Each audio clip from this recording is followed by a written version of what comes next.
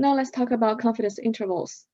Confidence interval is the interval associated with the confidence level that the true parameter is in this proposed range. Based on the calculated confidence interval, if the true parameter is in this proposed range, then we say we don't have enough evidence to reject a null. On the other hand, if the true parameter does not lie in this proposed range, then we say that we have enough evidence to reject a null.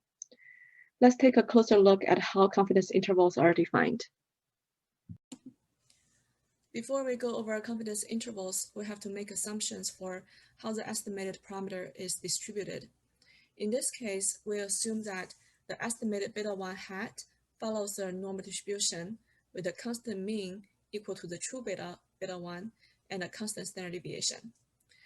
If the distribution of the estimated beta is normal, then the critical value of 1.96 and the negative 1.96 marks the boundaries for the 95% confidence interval, because the probability that the estimated beta 1 hat will fall into this area shaded in black is equal to 95%. We call this region fail to reject zone, because if the estimated beta 1 falls into this region, then the null hypothesis cannot be rejected. The red areas lying on the two tails of the normal distribution is called the reject zone, because if the estimated beta 1 hat falls into either of these two regions, then we say we have enough evidence to reject a null. The two critical values for t statistics are 1.96 and negative 1.96. If critical t is equal to 1.96, then following the definition for t, we could rewrite the hypothesized value for beta 1 as beta 1 hat minus 1.96 times the standard deviation of the estimated beta 1 hat. Similarly, if the critical t is equal to negative 1.96, then we could rewrite beta 1 as beta 1 hat plus 1.96 times standard error of the estimated beta 1 hat. This way, we carve out a 95% confidence interval for the possible range of true betas.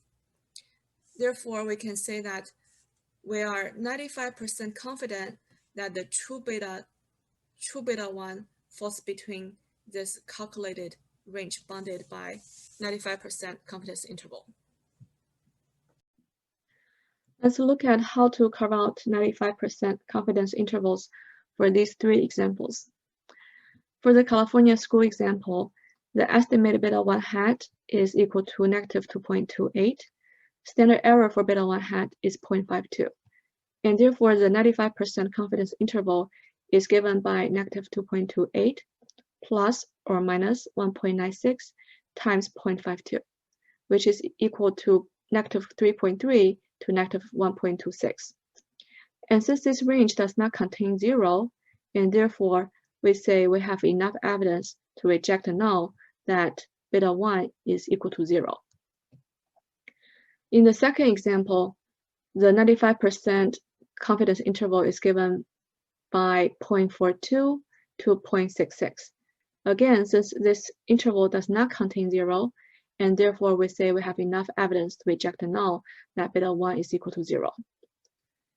In the third example, however, the 95% confidence interval is given between negative 0.003 to 0.001, and since this range does contain 0, and therefore, based on the 95% confidence interval, we say we failed to reject the null hypothesis, or you can say we don't have enough evidence to reject a null. Now let's pause this video to take in-class exercise number 7. So far, the 95% confidence interval measures the effect of changing x, the explanatory variable, by 1 unit at a time. What if we want to change x by more than 1 unit at a time? Then how do we measure the 95% confidence interval? As it turns out, it's pretty straightforward.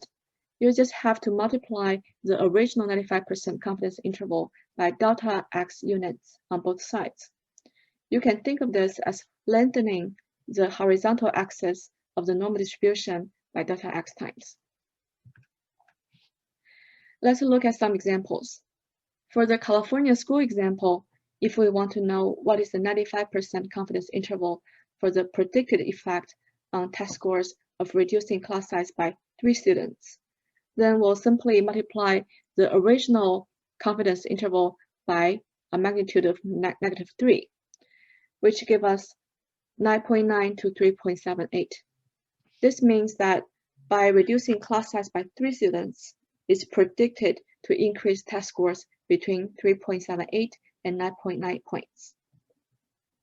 For the wage example, if we want to know what is the 95% confidence interval for the predicted effect on hourly wages of acquiring 2 extra years of education, we'll just have to multiply the original 95% confidence interval by 2, which gives us 0.84 to 1.32.